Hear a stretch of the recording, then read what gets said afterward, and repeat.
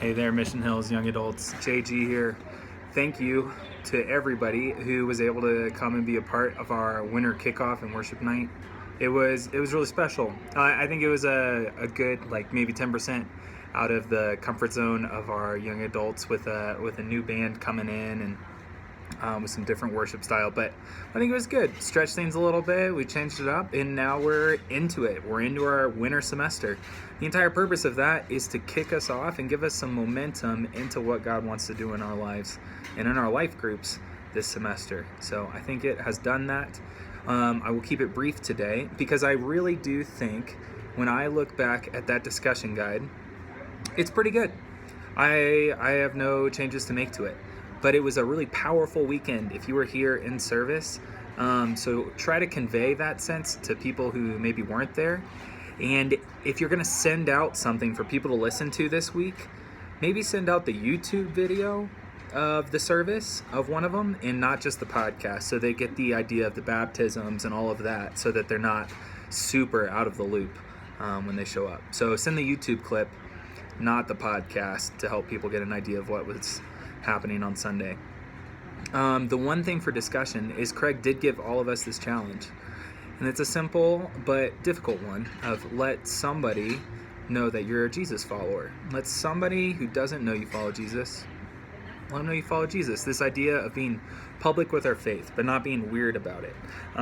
So maybe as an icebreaker or something like that, you guys can talk about all the weird ways you've seen Christians be public witnesses before in the past, and have a laugh about it, but then have a really purposeful conversation about how to do it well, and maybe challenge everybody to truly commit to that application point to see if there can be some momentum there.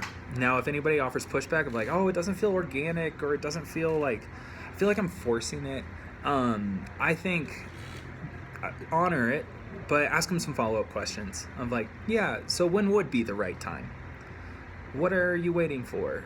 Do you think you might miss an opportunity? We don't want to force people to do stuff, but I think a lot of times we put on we say things are organic as an excuse for not doing anything. Maybe I'm overstating it, but some degree of that is true.